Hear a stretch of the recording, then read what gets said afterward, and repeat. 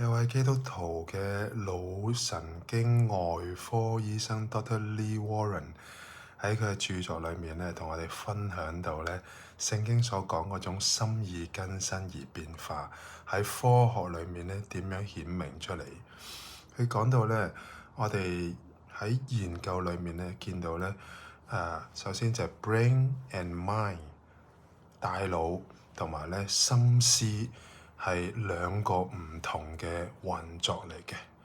我哋嘅大腦裏面咧有好多嘅 loop 啊，好多嘅 pattern，即係咧我哋嘅思路啊，係一啲嘅循環嚟嘅。但係咧，其實我哋嘅大腦係被動嘅，我哋嘅 mind 所吸收嘅心靈所吸收嘅咧係主導我哋嘅大腦。原來大腦裏面咧有三個嘅網絡，第一叫做 default mode network，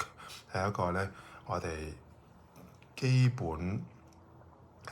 靜止咩都冇做嘅時候嘅一個嘅預設嘅狀態。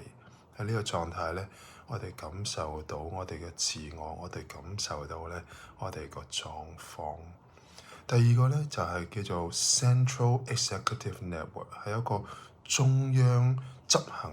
嘅一個嘅網絡。意思就係當我哋要去做一件事，要去同人講説話，要去做一啲嘅決定，呢個咧係一個咧 on task 嘅 mode 啊。咁呢個 CEN 裏面咧，所有嘅腦嘅相關嘅區域咧就活躍起嚟。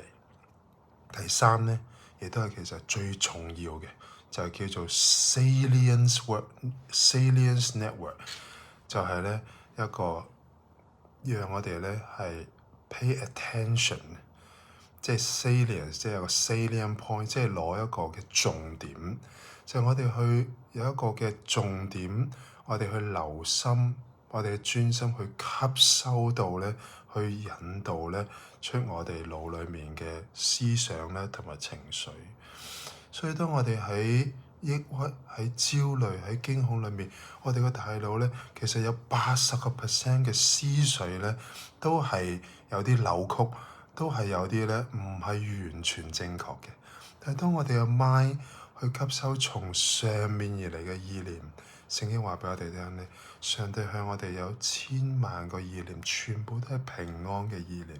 比海沙還多嘅意念。所以當我哋嘅 mind 去心意更新而變化，我哋領受嗰個 is OK。呢個 is OK 咧，唔係我哋個腦自己諗出嚟，而係咧我哋從上面領受嗰個平安咧，就更新我哋嘅腦啦。